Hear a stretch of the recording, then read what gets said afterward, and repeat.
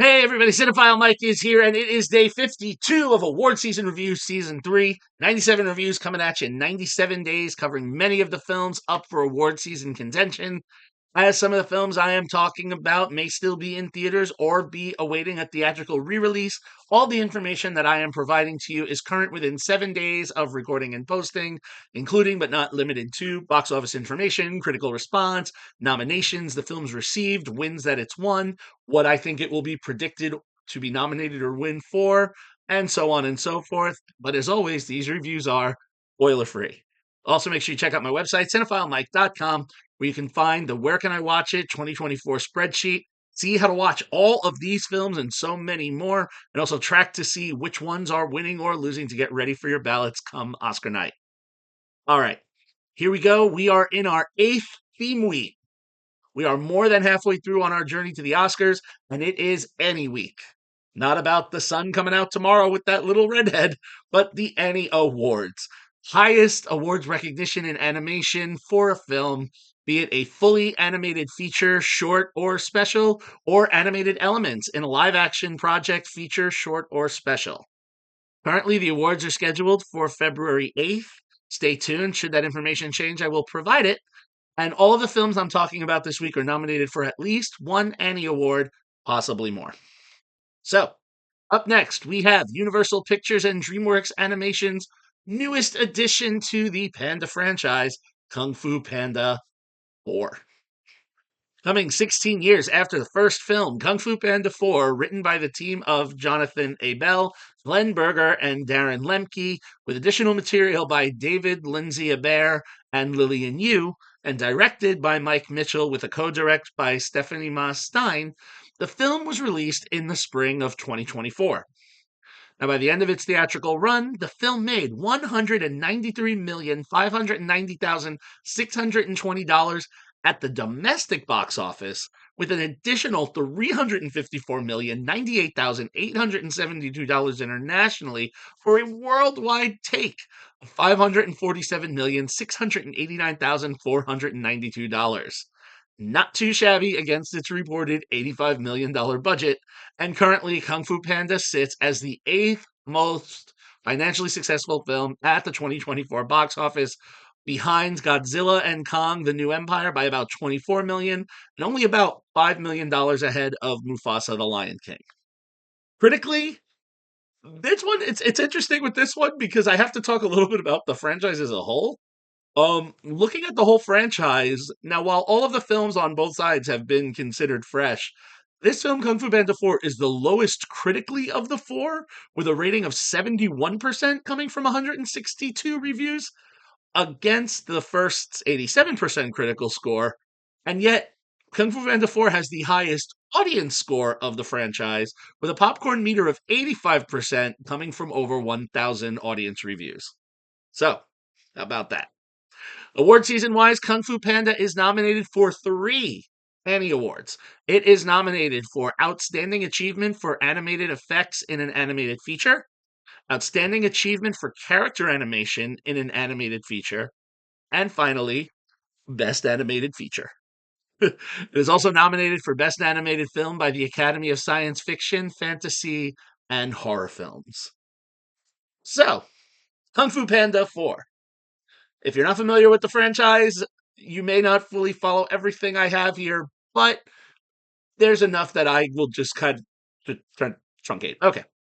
In 4, Kung Fu Panda 4, we are reunited again with Po, voiced again by franchise staple Jack Black. And this is now a time of change for Po. It's time for him to relinquish his title of Dragon Warrior and now become the spiritual leader of the Valley of Peace. Master Shifu, Dustin Hoffman returning again to voice the role, has informed him that he needs to find the next worthy successor, as Grandmaster Oogway had done for him in the first film. Now, not joined by his fellow Furious Five, they are off on other missions. Po needs to accomplish this endeavor feeling a little isolated.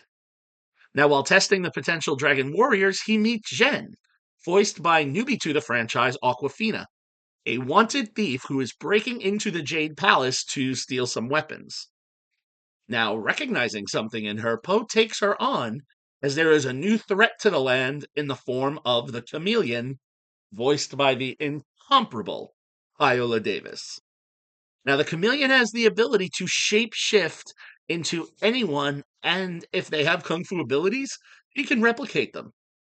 Now, this new threat causes Poe to have to leap into battle again, but only with Jen by their side. And Jen swears that she can help Poe get to the chameleon. Poe just needs to proceed with caution because should the chameleon get their hands on Poe's staff of wisdom, the chameleon's powers will get stronger to where not only can they shapeshift and recreate abilities of the living, it can bring back those from the spirit world, which include the enemies of Poe, the Furious Five, people we've seen in the first three films, and others. However, Poe will meet several new people on this journey, and without the support of his usual crew, who here can he trust? Who's honest at face value? He has to go on this journey, and this is a very much a self-discovery thing for him. I'm gonna keep it short there because anything else would ruin this really cute, I have to say, and delightful tale. And I'll be honest, I hesitated to watch this film at first, and not just this one. I will admit, I had never seen any film in the franchise, but getting ready for this, I said, you know what? I'm gonna go watch all of them to get the whole scope. And you know what? I'm kind of disappointed in myself that I didn't get to it sooner. And it's not that I don't love animated films. I do, especially ones towards kids. I mean, anything Illumination does. Hello, Minions. I am there on opening weekend. But this one at first, it didn't quite appeal to me. But going down the rabbit hole, I have to say, as a whole, this franchise is very charming. And what excited me the most for this one was the presence of Aquafina and Davis, because I am a huge fan of them. And to appreciate this film is to really have, knowledge of the whole franchise. Could we get a Kung Fu Panda 5? I mean, who knows? Here's what I will say. I mean, if they're as financially successful, more than likely, yes. Now, also, there were so many writers on this with additional rewrites. I also kind of worried that the script would be a little too all over the place, but my worries were unfounded. The script was pretty fluid. It stuck to a simple plot. It moved along. While we did have a few subplots thrown in, they weren't so significant that they required a large amount of energy where I was like, wait, what happened with this or what happened with that? The whole voice cast is good. The standouts obviously were Aquafina and Davis. And also it was refreshing. There's a quick cameo by Kiwi Kwan as Han, the leader of the Den of Thieves, which is just another one of the challenges that Poe needed to get through on this journey. I have to say, the callbacks are nice. There's chances for previous franchise characters to appear. The animation is stunning. The production design by Paul Duncan, the art direction by Peter Menez. It's just a visual feast. It's captured by Joshua Gunther's cinematography.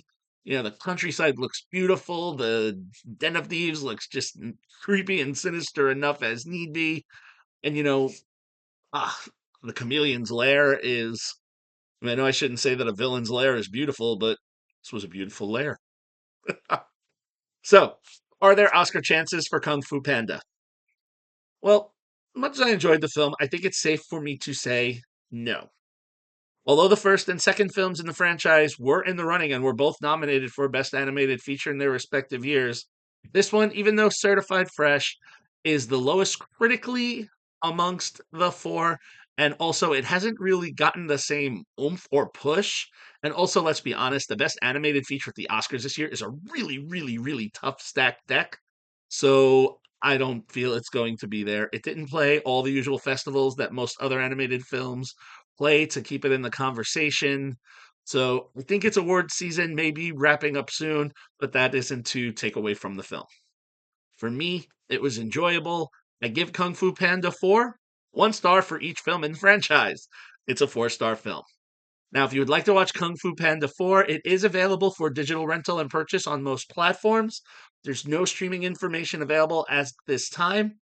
Right before we got into 2025, 1, 3, and 4 were on Netflix. They're not there anymore, but you never know. They could cycle back, so you can keep your eyes out for that. All right, so there we have it. 52 down, 45 to go. As always, if you like what you heard here, please click that subscribe button, like the video, spread the word. You can follow me, Cinephile Mike, on all social media platforms and on Letterboxd. Find lots of great information on my website, cinephilemike.com. We still have so much great award season journey to go on, but I do want to take a moment. If you catch us to the end, to again, my thoughts and my prayers are with everyone who is affected by the wildfires out west. Things are being postponed and quite understandably, and just know that thoughts and prayers of me and my friends here on the East Coast are there for you. All right, everybody. Until next time, this is Cinephile Mike saying take a break and watch something new.